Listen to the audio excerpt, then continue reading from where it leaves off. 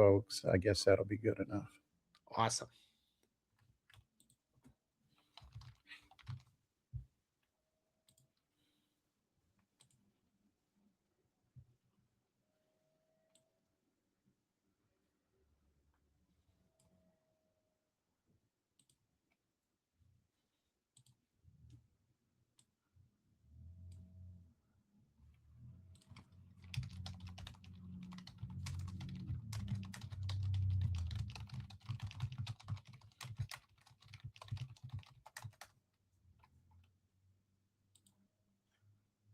See, I'm trying to find us on Substack here. I found it. You want the? Let me see. I can probably put the link in. Here you go. I'll put it in the chat. There you go. Hang on just a second. Here. We're up to 24. Everybody's piling in. They're chanting. Marlon, Marlon. Keep them waiting. Yeah, we get better reviews when we're not talking, right? I know, right?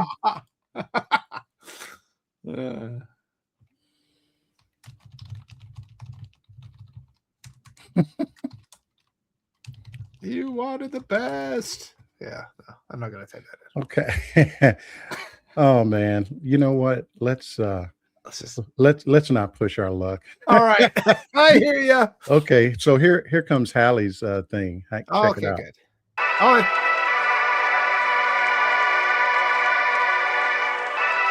Ladies and gentlemen, your attention, please.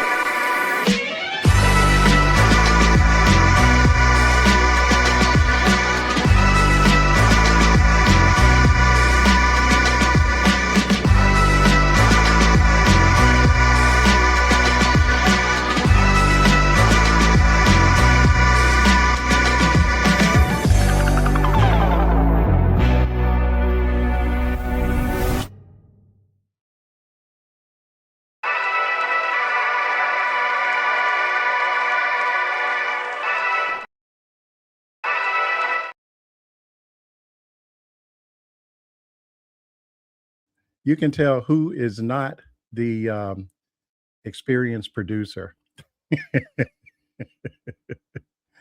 Hello, this is Marlon Weems, the publisher of the Journeyman newsletter, and this is the Journeyman Unfiltered. And I am here with my good friend, Walter.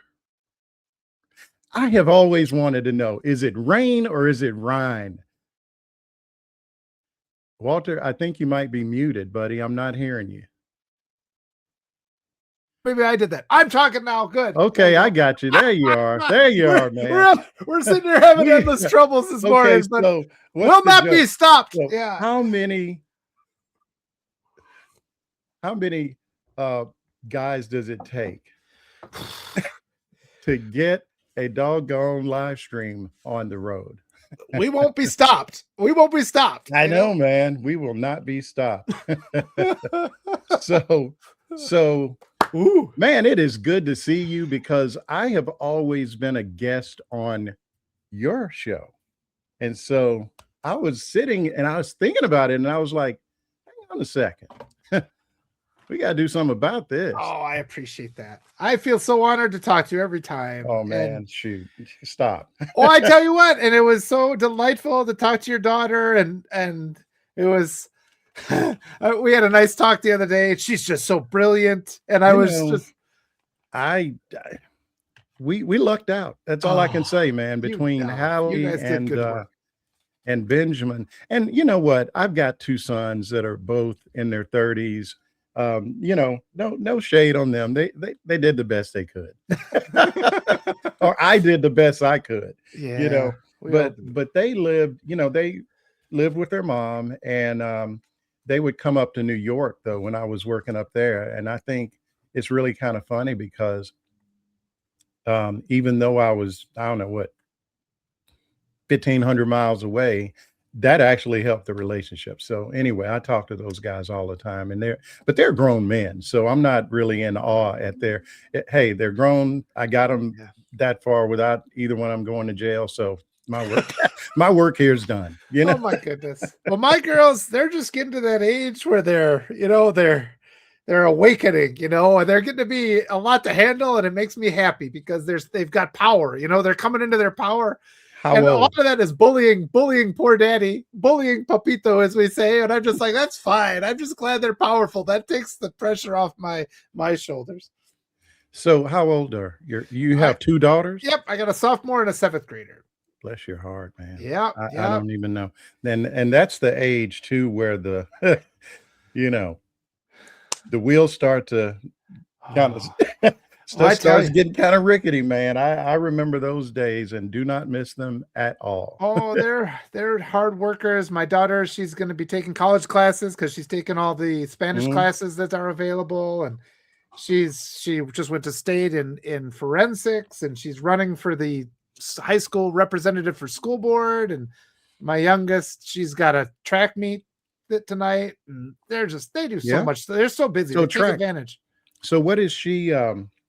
What's her particular discipline? Well, this is her first meet ever. So she's played basketball. She likes running. So any kind of. I mean, is she cross country, or is she a sprinter, or what? She's done cross country. We don't really know. I mean, she's done basketball. She's always been one of the fastest at basketball, and and so she wants to try hurdles, but this is the absolute very first track meet she's ever done. So what's she going to run tonight? I think they just have her in the 4x100 relay just to start. Okay. Yeah. Okay. All right. Oh, okay. So she's an athlete. Yeah. She whips me. I put an F in there. She's an athlete.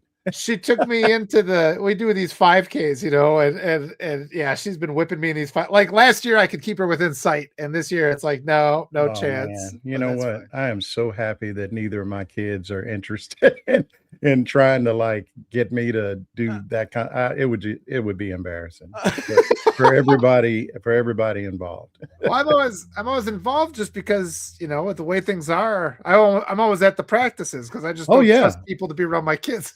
No, I hear you, and I'm definitely or was anyway a hands-on dad in that regard, but just please do not ask me to run the 5K with you. My knees took me out of that a long time ago.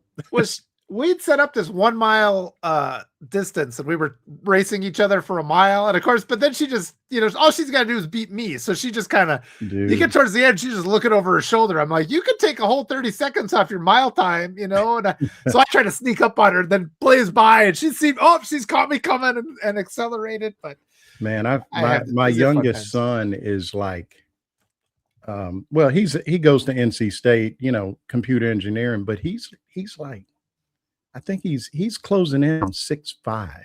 Oh boy. Yeah. And I was kind of like, dang boy, slow down. Yeah. Wow. And so it got to a place where, I'm like, let's go for a walk, because dad's got the knee replacements. We're not doing any running, but we can bike ride and we can walk. Man, this guy just it was like I was just standing and he was walking. Because I'm like, he's not even really trying to wait on me. Yeah. So, and he was like, well, I thought we were gonna walk, man. Yep. So, yeah. Well, I did the same thing. I was taking them out to play basketball because our team, they're really sweet. All these girls, they're really sweet. But it's like, you guys, I wanted you to protect yourself, because basketball gets physical. And it's like, so I was just like, look, when the ball's down here right under the basket, don't let me shoot it from here. Like, so a couple of them were like, they went from like kind of nudging me to like clobbering me. And I'm like, okay, you learned. We don't have to do that anymore. I'm going to go limp away. I hear you, man. So I know folks did not show up here for us to, tell dad stories. Maybe they did. Maybe they did. Yeah, I don't know. Like, please, let's have some normalcy. Yeah. It's sort of like, I mean, you know how bad things are if people are really showing up to hear me and you talk about our kids. That's just a testament to the the world we live in now. That Yeah. this would be refreshing Yeah. to be, Oh, you know, man. I guess we can do the next segment. We'll talk about our injuries. Yeah. Yeah, man, my Oh, my man. shoulder. My hip, my hamstring. Yeah, everything. I Yeah. think that was like a Saturday Night Live thing with Billy Crystal years ago, where it's like him, like he's a security guard or something, and another guy, and that's all they do is sit up and like, man, I got this wound on my, Oh, you I know. gotta So yeah, start. maybe we I can was make a show out of that. I was roughhousing with the dog the other day, and he turned his head and banged me in the head. I'm like, I think he gave me a concussion. And the See? girls are like, "Oh, poor dog! Did you give Daddy a concussion?" Meanwhile, I'm just sitting over Really? there like, "Oh." Meanwhile, you've got a, a hematoma rising up on your The dog's head. fine.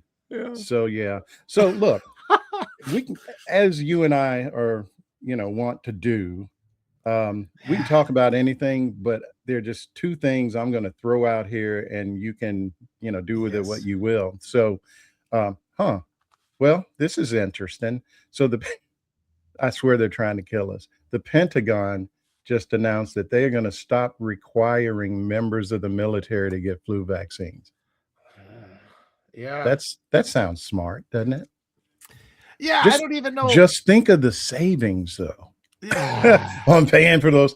Of course, it'll be offset by the, folks dying of the flu probably, but Well, I mean, we've seen this regime turn the most powerful military in the world into just they're crashing boats into each other and we're having mid-air collisions, and it's just deplorable. I mean, our poor kids, our poor service members who've entrusted their lives to the military, and they fired so many capable people, and it's just all this needless suffering that is a result of enduring this white supremacy mindset that feels entitled to be able to lead even though they don't have any work ethic or any ability to learn or achieve, and just like not bunch of anti-vaxxers now, and we'll see the consequences of it, and the consequences are going to be that our brave members of the armed forces are going to die and suffer needlessly once again, until something is done in this regime, which I think is an illegitimate regime anyway. They have to be lawfully and legally removed, and we have the power to oppose them. We have the power to stop all this criminality. It's like, how many criminal acts did they do in the last 5 minutes? Like, just since we've been they're going for the record, man. I think they're extending the record, aren't they? That wasn't even one of the two things. I just happened to look on and see that just popped up 10 minutes ago. I was thinking that, so this morning, and I assume it's still going on right now, there is a Senate hearing for Kevin Warsh, who is the guy that Trump has nominated to replace Jerome Powell as Fed chairman. Yeah. And I am really, I don't even know what the word is, mystified, I guess,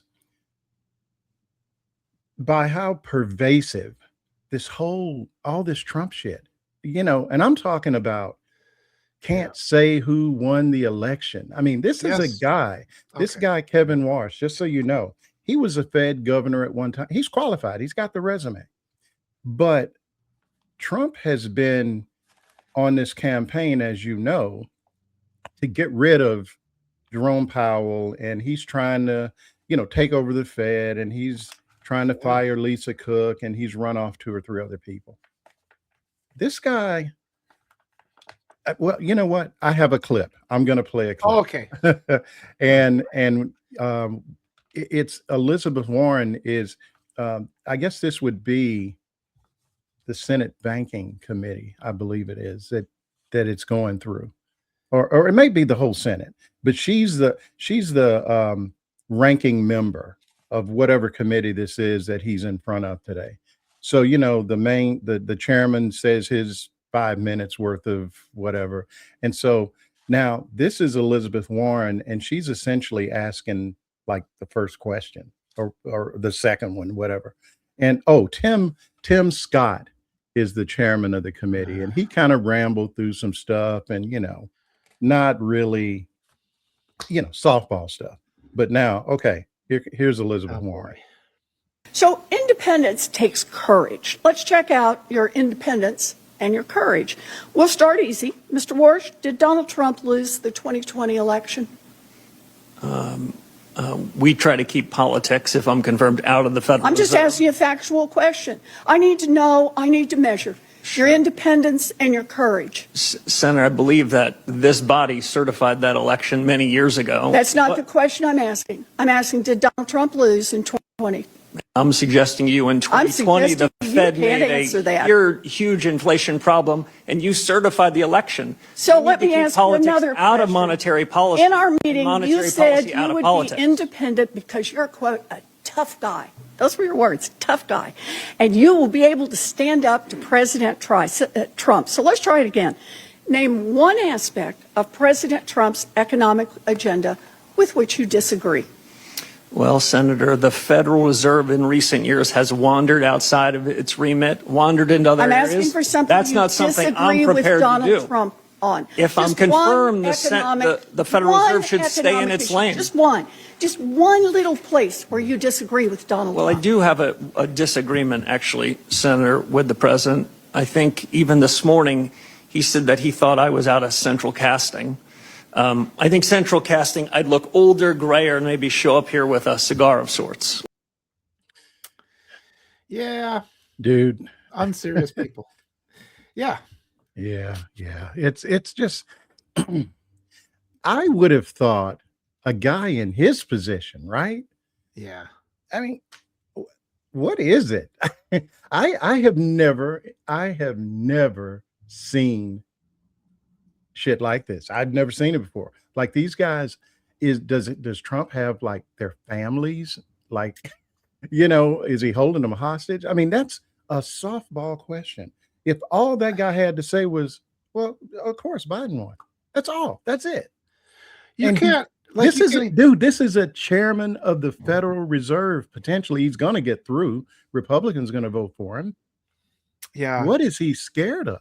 Well, yeah. I mean, you actually get in trouble if you make it like a thing. Oh, let's just teach that in our public schools that Biden won the election, and people will get mad at you in some parts of our country, in a lot of the parts of our country. And but on the flip side of that is our side is not allowed to have any kind of question about the 2024 election.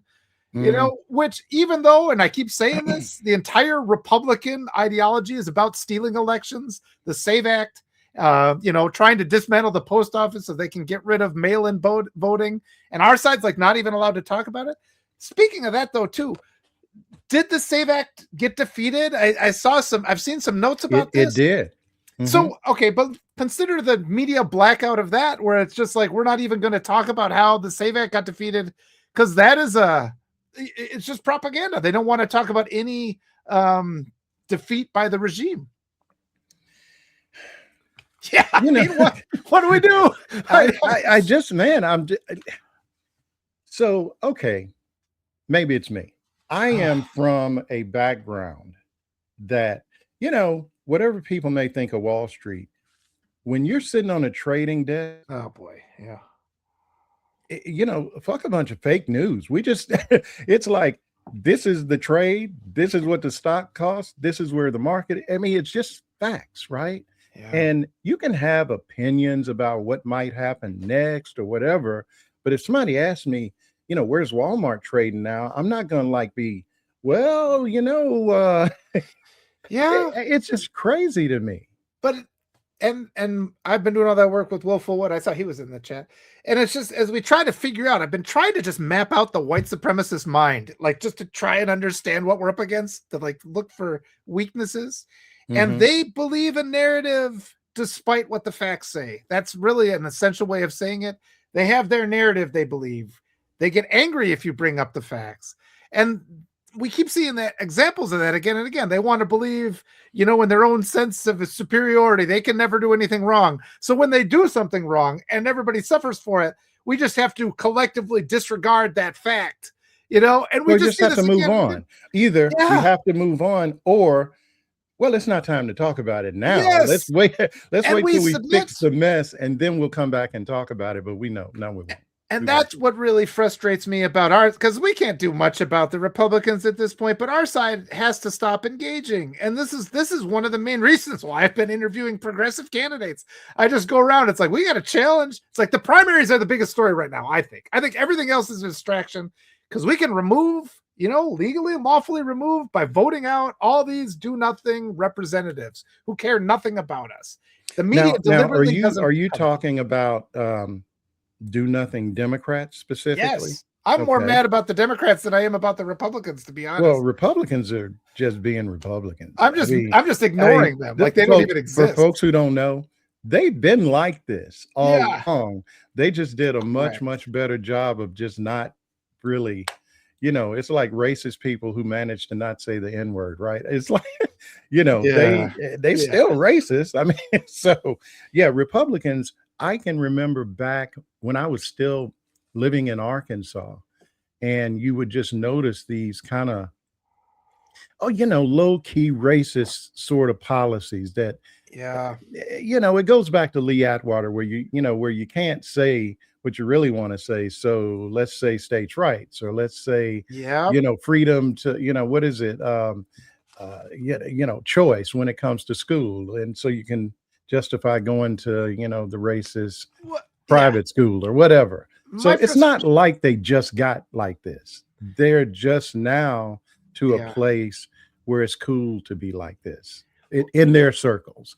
And my frustration is with the Democrats, who are tolerant of this. And we see among the Democrats, they're like, well, we got to consider electability. Or they say that, it's like no longer can you say that's just a code word for being racist. But electability just means, well, white guys vote for him. Right. Right. It's racist. And we can't be the opposition party. Keep it real, man. I mean, electability is that, and it's like all these little code words that just mean white people, soccer moms. I mean, black kids do play soccer, but whatever. And we have to empower ourselves to push back against those things, and just like these people who are saying, well, a progressive campaign can't win, win a red state. It's like, okay, what is it about red states that they like about medical bankruptcy?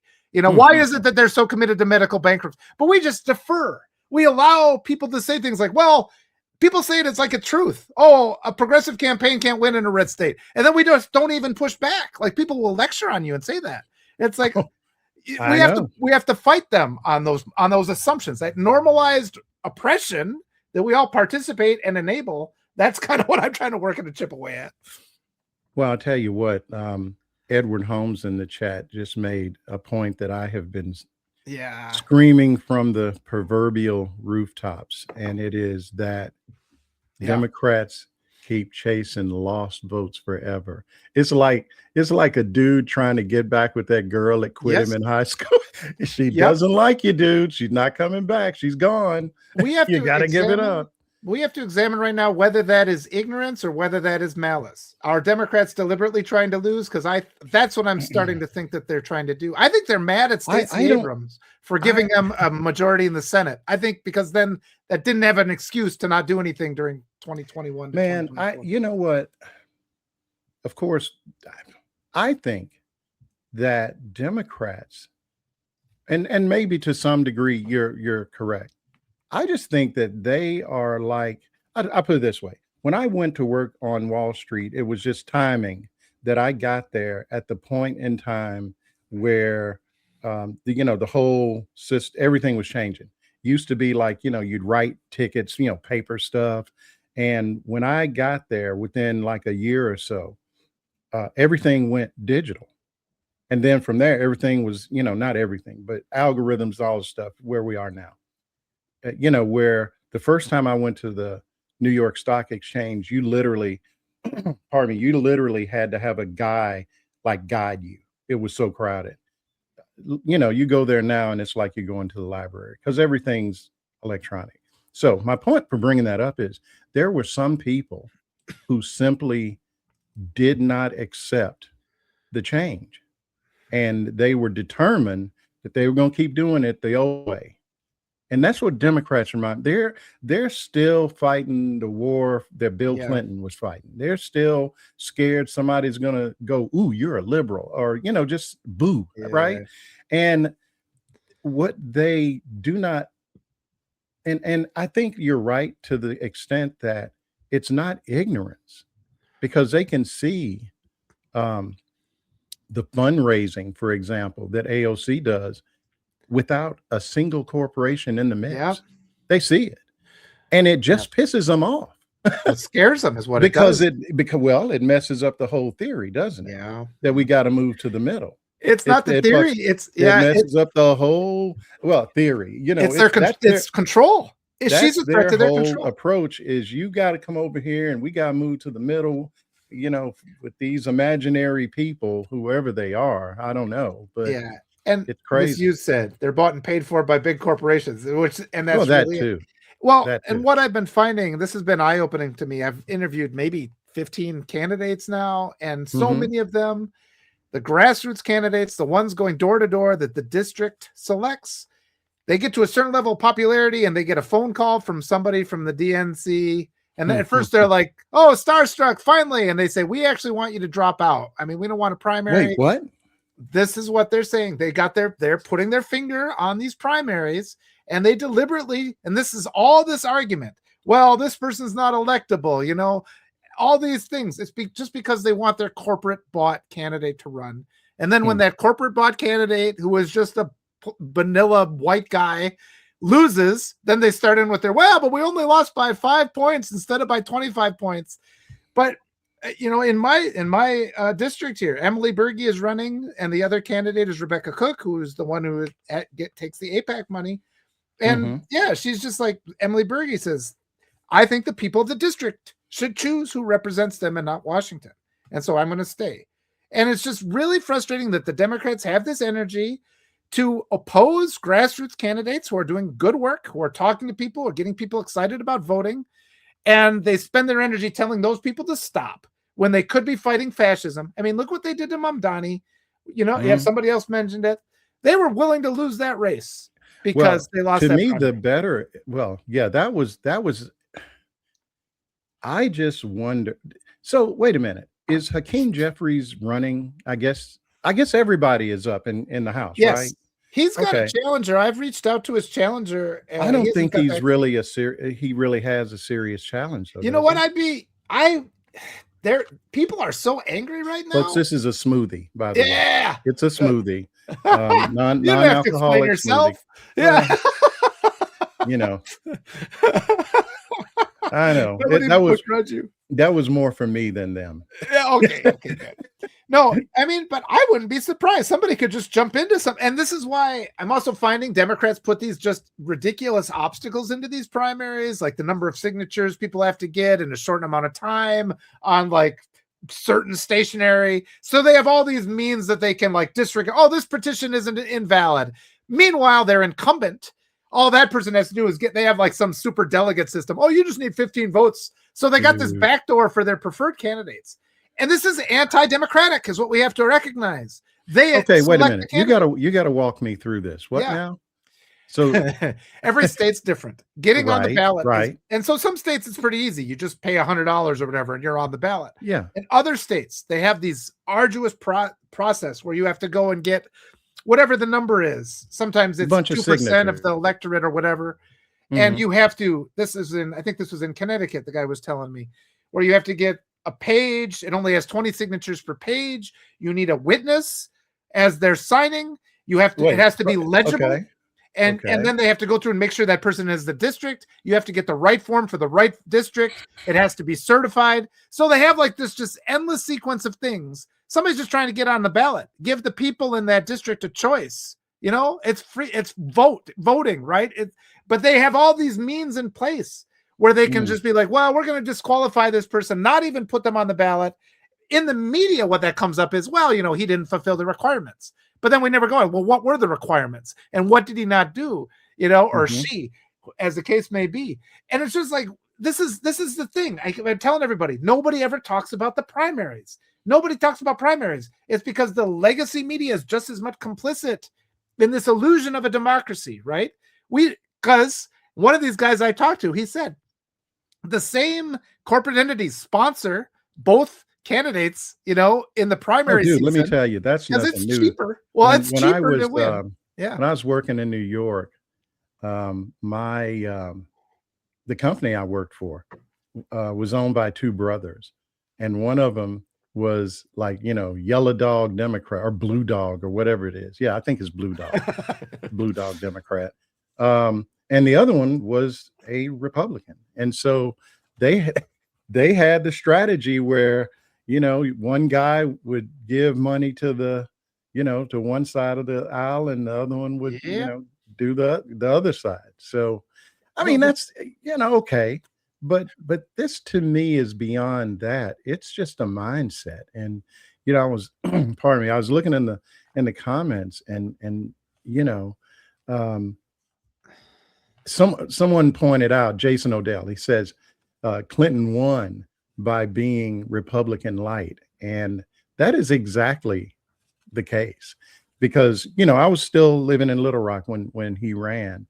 And if for folks who remember, he went to the what was it, the Democratic Leadership Council or something like that they just sort of made up or whatever. But he was the president of that, and then you could see the just sort of the change of him just moving more and more to the center, and to me it was really beyond the center, because when you start talking about welfare reform and all of this stuff, but really I mean, well, history kind of has told us so. well, I mean, Ross Perot was in the race too, right? So it was just like it really wasn't so much of what Clinton did. It was just this kind of and they've been using that though. I mean, Carville is still an a consultant, even with all of his what I feel are completely racist statements that he makes. And this is we have to clean the Democratic Party. People fight with me on this. They're just like, we have to defeat fascism, and then we can worry about. Well, we're not gonna defeat it unless we have a big enough majority to actually affect some change. And I would say so. Just getting 50 votes in the Senate is not good enough. Well, we have to clean house in the Democrats. We have to have an opposition. And if that means, getting out some of these legacy guys who have done nothing for us, I mean, it makes no sense to think we can vote in the same guys we voted in 2020 and that somehow now they're going to do something for us. They're not going to do it. They showed us. We did that. And we have, and this is the thing, they disregard the primaries. The media is complicit. This is why I'm out interviewing progressive candidates so people know that they have a choice. And if you're frustrated with the Democrats right now, vote out the incumbents. And it's just good action today. Something we can do today. We're not waiting for the midterms. We're not waiting for the next presidency. Because if we start elevating the platforms of these progressive challengers, that narrative will start taking hold. It'll make its way into the media, and these politicians will start feeling the heat. And if they start doing some things today because of this pressure we're applying, that will be a win for us. And then we should still vote them out. How do you like that? So you're raising a really good point, because and I don't really subscribe to any cable stuff anymore. I've got Sirius, and so I can listen on Sirius XM or whatever if I just have to. And look, I like some of the late night stuff on, I like Lawrence O'Donnell and Chris Hayes and all those, of course. So I usually start listening at 4:00 when Nicole Wallace comes on. It's really interesting because the less I listen to it, the less I want to listen to it. Yeah. I mean, I'll turn it on and it's like, it's almost like I'm hearing a replay of some shit from last year. I mean, they're asking the same kind of questions. They're talking to the same kind of people. And it just, I don't begrudge anybody that, hey, if you can get on network television, go ahead, if that's your thing. I would much rather do this and maybe, I don't know, be on a really popular podcast or something, because, well, at least you don't have to get on there and just, you got like, 30 seconds to make a point, and you can't curse, and that's going to be a real problem for me. And it's always framed by a Republican argument. I mean, we just sit here and submit to allowing Republicans to frame everything. The media offers this false choice where even if they say, here's the issue, here's one side, here's the other side, they design it so either side you pick is a loss for you. And what you're saying is exactly right. We have to stop playing that game. We have to bounce out. the legacy media is complicit in this burying the primaries. It's like the primaries are this inconvenience for the Democrats because they just want to be able to anoint their candidates. Until they got to Jasmine Crockett. Well, I mean, that was a deliberate effort to suppress her from winning that. I mean, we saw that the election suppression, what the GOP did down there. Well, but you mentioned this earlier. That's when you start hearing, yeah, she's great, but electability. Yeah, which is racist. We can't let them say those no, things. she's kind of too black and too urban and too Somebody black. said that to me. They sent me a message where they're just like, dude, I had black people say this to me. Man, I like her, but I don't know. Somebody was saying, like, I don't like her tone. I found it offensive. So I wrote back to this person, actually, I don't like your tone. I found it offensive. Could you change your tone for me? And this person just flipped out. And I'm just like, in the course of like her statement, my statement, her next statement was, darling, I'm going to talk however I want to talk. And I'm just like, did you really not see what I just walked you through? Like how you will model for me what you demand other people do. And they get so angry. And that's effective for us to just throw that in their face. But then it's hard to get people to even do that. You just basically did a Jedi mind trick in my ass. Man. Well, she didn't even notice, though. It went over her head. Yeah. These are not the droids you look at, lady. Get out of here. Oh, I'm telling you, the more we can get people elevating these progressive candidates, because they're afraid. The Democrats are terrified. And the only way to know what's going on in our society right now is to look in the other direction from where the media is trying to make you pay attention, right? They deliberately want to hide like nobody's talking about the primaries. Nobody talked about the SAVE Act. I was talking with Arturo today. I'm like, did this even really happen? And he was like doing a search. He's like, it kind of seems like it, but why isn't anybody talking about it? I saw it last night. I'm actually sort of thumbing through. Wow. Okay. I didn't even notice this. Yesterday, Lori Chavez de Remer, who was the labor secretary, left the cabinet. Boy, they didn't have much to say about that, did they? You know what the story is? That's where the story is. Yeah. Well, you know what the story is with her. Dude, these people get in these positions of power and either they either start stealing money or, crazy sexual stuff or both. And in her case, it was like her husband, his Dr. DeRemer. Man, this guy, I don't know what's wrong. I don't know what's wrong with these men now, but apparently he was like, verbally, sexually accosting women, at the labor department. Yeah. To the point that he was banned from the building. Okay. These should be stories. You know what happens? They can write the story and put it out there, but if you're not a subscriber, you can't read it. And if you're waiting on, Nicole or whoever it might be to talk about it, maybe you'll be waiting a while. Well, take like Scott Jennings and his resting white supremacy face, as I always say. And it's like, this is what they do.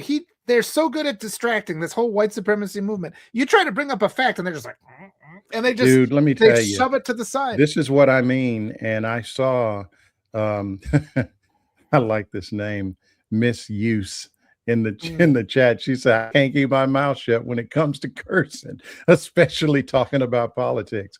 And I just felt seen when because I'm telling you, dude, I'm making up new profanities over here because it's just so crazy.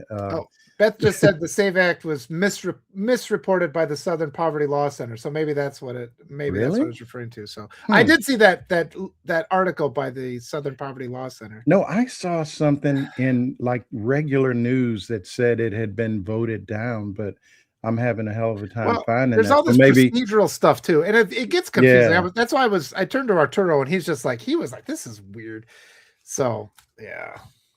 Yeah, I don't know, man, but I'll tell you what, we got our work cut out for us, man. Well, yeah, but it's been empowering to me to talk to all these. And there's so many primary candidates. Like some races have 30 people running. But it's been so empowering to just talk to like rational, accomplished, compassionate people who are running for office. And there's some that have a real chance of getting in and displacing. You can see it because people are fed up. they think these big money candidates think they can run a bunch of AI generated ads and all the people are just going to file in line like we always have done in the past. And the best way to scare them is to just show up for the primaries and vote somebody else in. Listen, man, I got to tell you, it is to the point, and I've written about this a couple of times. I noticed it for the first, and look, Republicans have always had the edge in terms of their ability to just get on a message and just not, I don't care. The building can be falling down around them and they're still going to be saying, voter integrity or whatever the buzzword is, right? And Democrats just don't do that. Well, we have a couple things because first of all, there's of course, you got people like AOC. So we got athletes, but we don't want to put them in the game. Okay. Yeah. Well, that's what I've been saying. We got to get rid of the saboteurs within the DNC, and we know that they're there. They're the ones that they're always willing to have a primary against AOC, right? The Democrats are always willing to support somebody there. Well, that's a waste of time. And we have to stop just pretending they're not doing it because to some extent, Wait a minute, though. I don't think that's the case, though, is it? Not with AOC, because the only people I've ever seen run against her, there was I can't even think of her name now. She used to be on CNBC, really like old school kind of Republican, Wall Street, whatever. And so she tried to run against AOC and it did not go well. Well, it's happened a couple of times. I don't know if maybe they've learned their lesson, but having it be the Democrats, I wouldn't count on it. I don't even know why in the world would you want to get rid of somebody who's just getting the enthusiasm that she can generate, because and they don't want to win. Not for nothing, the money. The Democrats like to lose elections because then they get more donations. That's why. And all their corporate donors. What's that? Not over here, they don't. Bro. Yeah, but in general they do, and they get more from their corporate sponsors too. And so they get to have, like I said, I think they were mad at Stacey Abrams for getting them Georgia because that got them control of the Senate. So then they got exposed because they had enough power to stop all this and they did nothing. Oh, wait a minute. Though. I think they're mad at Obama, to be honest. Look, well, that's you go. That's a whole different show. That's a different show, man. We only got 15 minutes left. Yeah. So no, seriously though, I just think they are just stuck in the, it's sort of like they're just stuck in this old way of doing stuff. And it's like, You're giving them credit.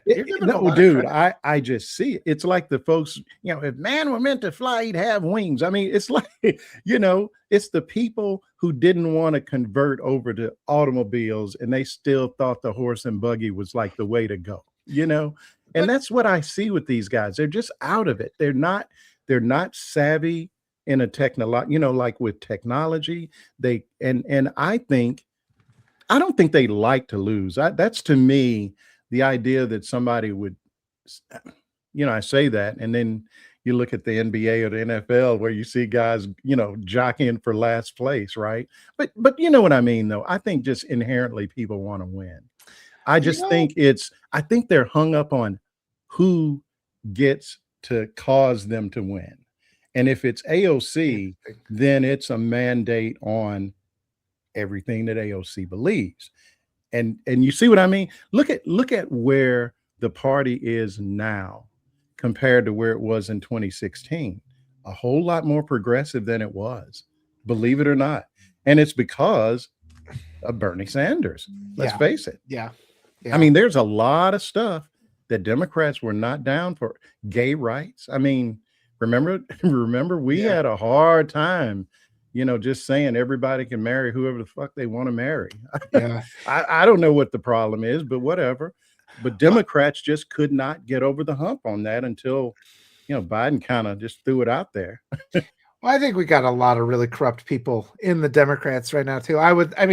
There's not been any arrests from this Epstein thing. I mean, arrest some bankers, arrest some people down the line, and you just don't get this level of, Democrats, I mean, right now we're in a position where all we can do is bitch about shit.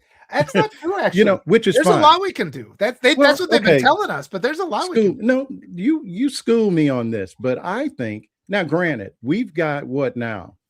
2-person majority Republicans do in the House. Is it? I think that's about right. But forget about federal. I mean, we've got all these Oh, states. well, that's a whole different conversation. I'm thinking of Washington.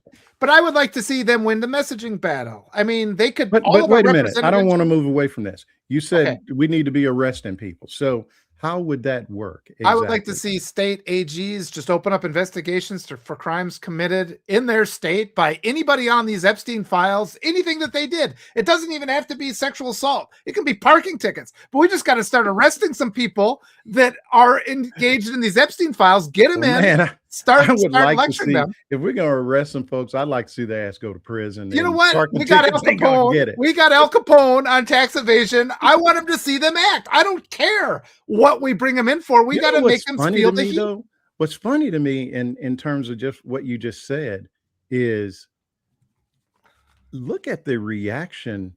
And I'm not saying it's wrong, but the swift fucking reaction to Eric Swalwell. That makes me think they didn't get rid of him for some other reason. I think there's other. Well, look, how is it that this guy got as far as he did? And you're trying to tell me, smart as Nancy Pelosi supposed to be, she didn't know about this guy? This dude is out here choking women out. Yeah. Yeah. And he's not the only one. I don't He's supposed to go to jail, dude. Yes. So it's so funny though. When that story first came out, I was driving to Wilmington, and one of my boys that I used to work with calls me up, and he was guys, and this is very general. When something like this happens, guys are generally going to say, "Man, I don't know," and it was one of those things where I just had to say, "Dude, you got to read the paper because this guy is just." He's a freaking sociopath. Yep. And it just ain't that hard. The part that always gets me too, and I know this is we're kind of veering off, but this whole thing that I have just stayed away from the conversation just to kind of observe what's being said, in terms of the Swalwell story, the what are they calling it? The basically rape academy story. Oh, that's awful. And to me, it's just like, what's the confusion? I don't get it. Yeah. But I can understand pretty much everything I've read that women are saying. Yeah. Yeah.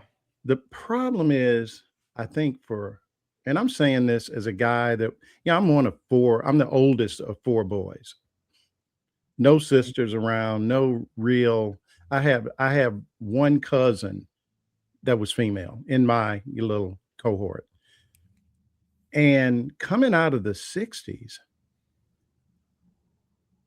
if I think about how, like, what was acceptable behavior just when I was a kid coming up, I guess this kind of stuff should not be surprising because, it just has escalated with people got social media now. The internet didn't exist when I was, when I was coming along, but you were just literally sort of acculturated, I guess, to chase women. And, it's almost like you're hunting, right. And obviously that's probably not a good way to raise a kid.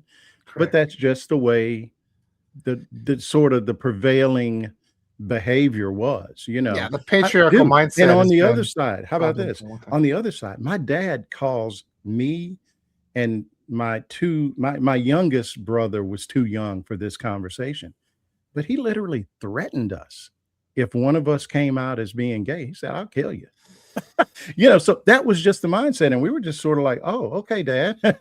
I mean, and now who cares, right? So I just think there's a whole lot that's just so really fucked up with male culture and how we're raised and the way we're taught to think. I mean, I worked like I said, when I was in New York or even in Little Rock on a trading desk, a trading floor, right? So you got traders, and then you got guys like me that were salesmen. No women, except there were, 3 or 4 sales assistants. But I'm talking about the professionals. No women. And in the summer, people who had connections would get their kids internships.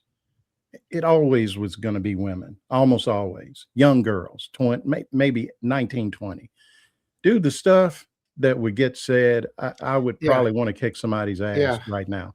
And look, I'm as guilty as anybody, because when you're in that sort of group think, you just go along, right or wrong. And look, I'll cop to it. I am not going to sit here and act like, I'm some guy that by some miracle of whatever, that I never said anything or did anything that now looking back would be offensive.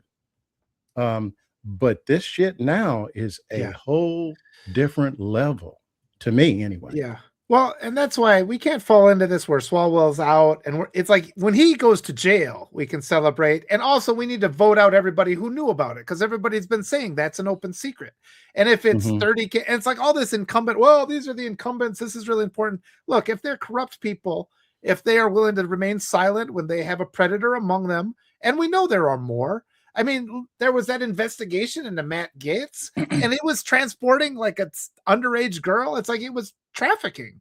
They had all this evidence against Matt Gaetz for trafficking, and that's just supposed to go away. And it's like they enable this. So I think we just, I know it's like, house. Well, I tell you what, yeah, I did that shit, but if I quit, will y'all let me go? Well, that's why I want to. I mean, basically, right?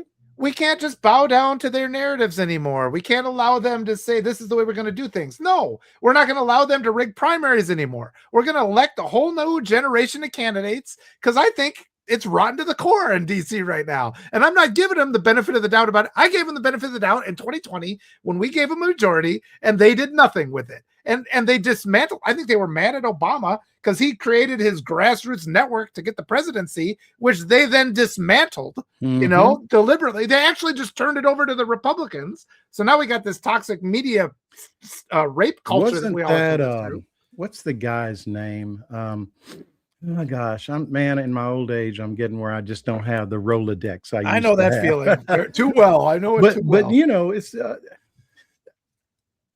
it just really amazes me. I have, like everything you just said, I've read about this stuff, and it's like Obama really set the freaking model. Here it is for how to win. And granted, he took Wall Street money and all that, but you got to play in the field that you're in, right?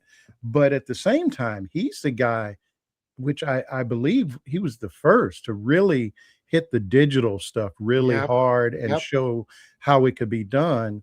And it's. And then Carville comes in and says, well, we can't do that anymore. We got to go back to electable candidate. Who hasn't won a race since 92. Carville hasn't won since 92, but he gets to be the expert on what is electable. It's like, really? You guys can't see what you're doing, what you're falling for? And it's because the media is complicit. I'm beginning to think you don't like this Carville guy. Do you like him? I don't know, I man. love you, Marlon. I'm just getting a vibe. Oh, man. I don't know what it costs us. Oh, how much he costs us. And just how many people get mad at me when I just say, hey, this is something. It's like talking to people get mad when you post what Charlie Kirk said and you lose your job. But Democrats do the same thing. Here's something James Carville said, and then they get mad at me. And it's like, can't you see that you're part of the same cult? That's why I call them Blue MAGA, because their thinking is the same. I want to vote him out. So that's what Blue MAGA is. I have been hearing how I use it. Yeah. I guess, man, we got so much work to do. We do, but so Walter, we have talked our way through an hour. That quick. I knew it would go fast. Man, I love you so much. You're. It's my privilege. Wait a minute. How did we meet? Was it Medium? It was you boosted your story. I sent that story in the one about your first trading, and I sent that in for a boost. About me almost going to prison. Yeah, it was hilarious. Wait a minute. That was probably people listening. I shouldn't have mentioned. Of all the stories I've nominated, that was probably the most memorable. That was a fantastic story. And so then I've just been following you around.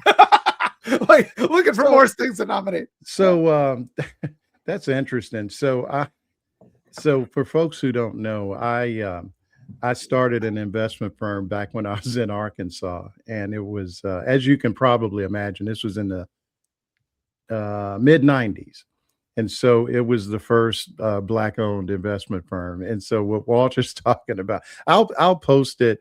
I'll try to find it here real quick and post it in the chat. But it is it's actually sort of I guess sort of a companion essay to this memoir that I've been working on, and it's a crazy story. It really Yeah. is. In retrospect, sometimes I'll read it and I'll just go, I "You couldn't fool! believe it. How, Yeah. how did you? I mean, How okay, you had so the just fortitude to endure all those? It was man, coming you know at you from what? every Let me angle. tell you, um, when you got nothing to lose, dude, right? And I had put every penny into this business because that's what you have to do, right? And some of the folks, they were like,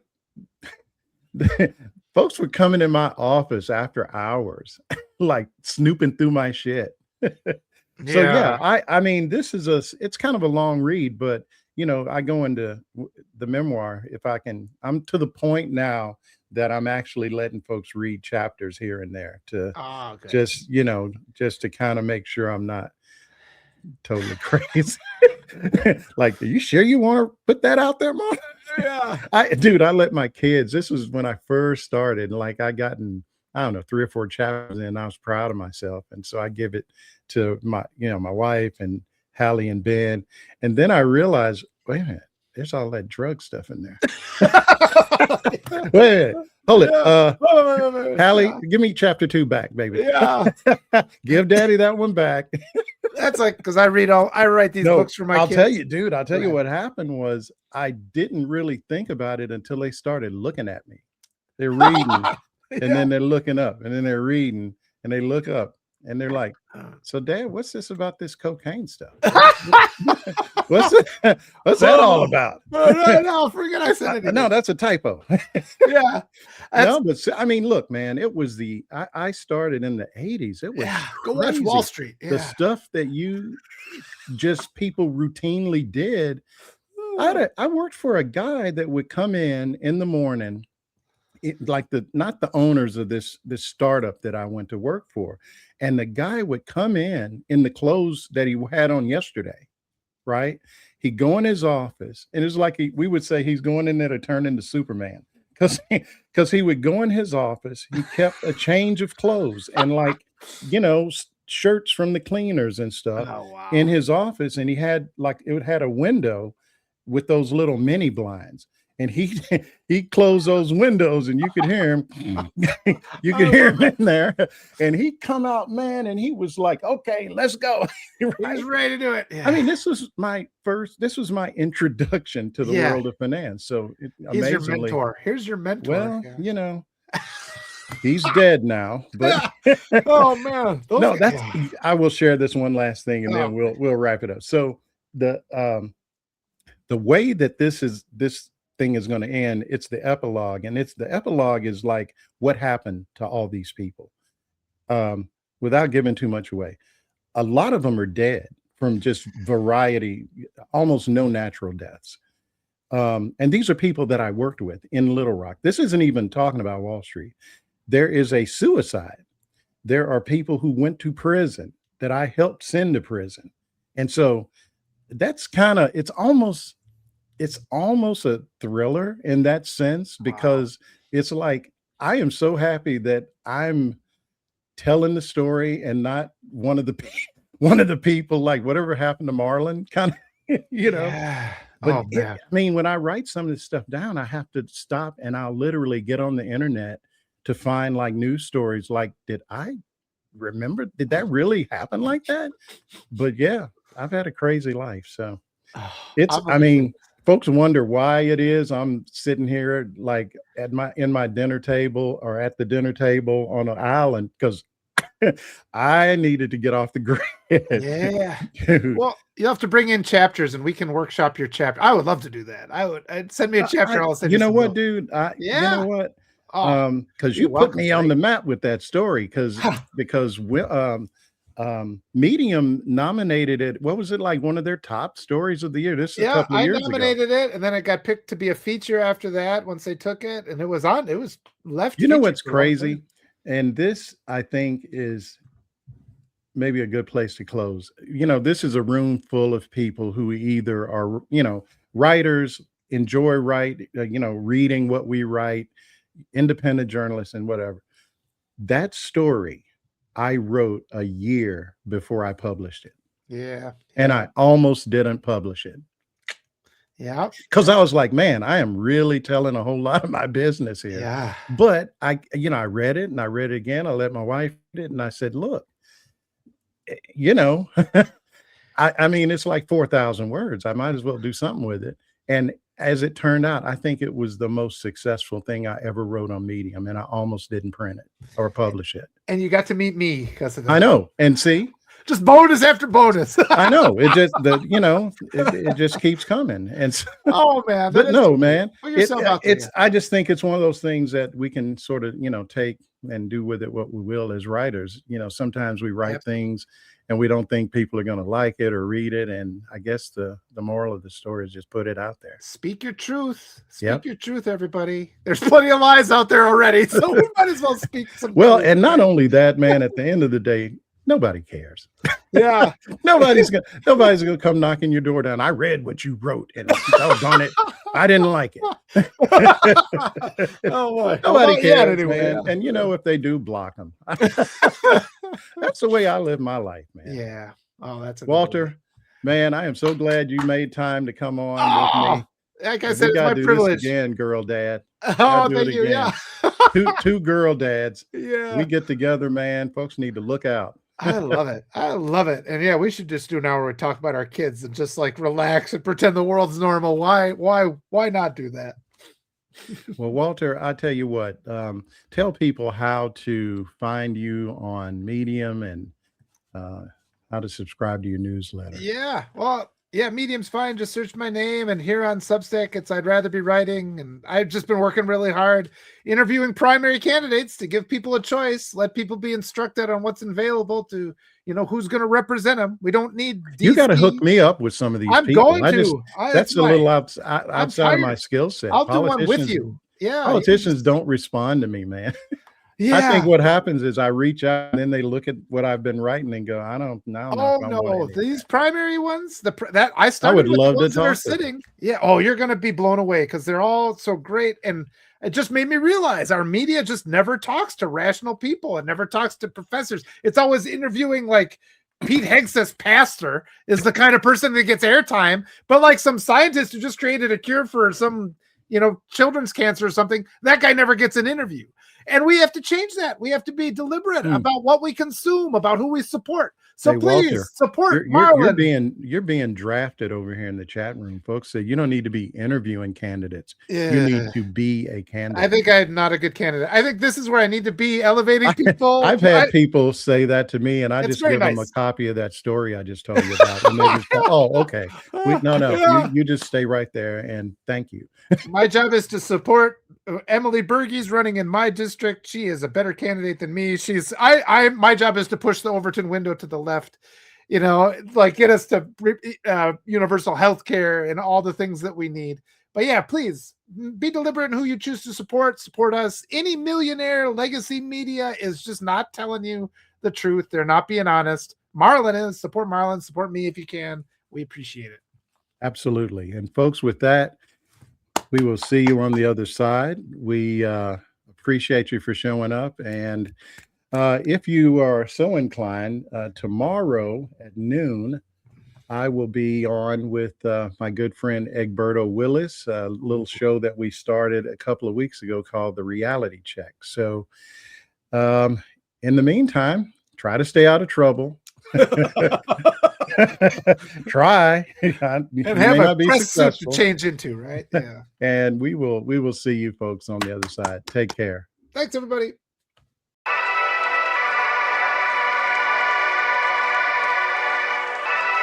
Ladies and gentlemen, your attention, please.